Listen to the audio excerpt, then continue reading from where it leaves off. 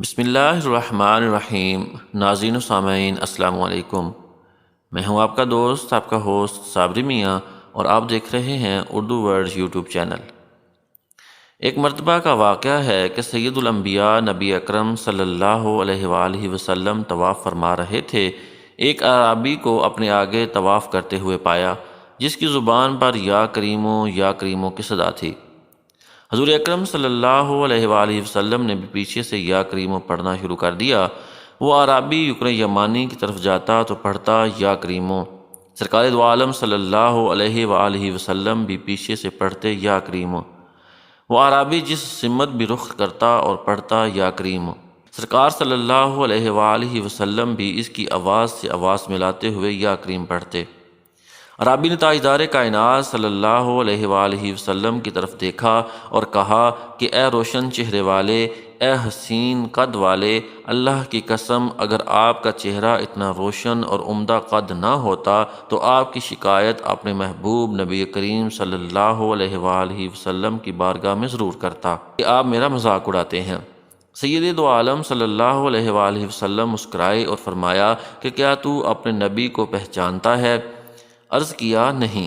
آپ صلی اللہ علیہ وآلہ وسلم نے فرمایا کہ پھر تم ایمان کیسے لائے؟ عرض کیا بن دیکھے ان کی نبوت و رسالت کو تسلیم کیا، مانا، اور بغیر ملاقات کے میں نے ان کی رسالت کی تصدیق کی۔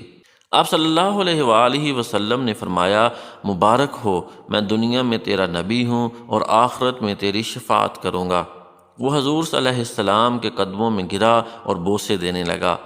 آپ صلی اللہ علیہ وآلہ وسلم نے فرمایا میرے ساتھ وہ معاملہ نہ کر جو اجمی لوگ اپنے بادشاہوں کے ساتھ کرتے ہیں۔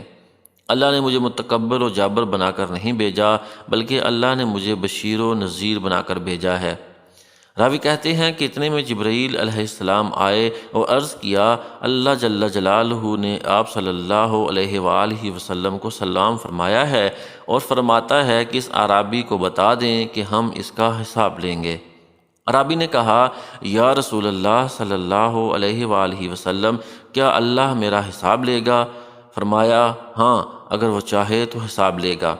عرض کیا اگر وہ میرا حساب لے گا تو میں اس کا حساب لوں گا۔ آپ صلی اللہ علیہ وآلہ وسلم نے فرمایا کہ تو کس بات پر اللہ سے حساب لے گا؟ اس نے کہا اگر وہ میرے گناہوں کا حساب لے گا، بخشش کا حساب لوں گا۔ میرے گناہ زیادہ ہیں کہ اس کی بخشش۔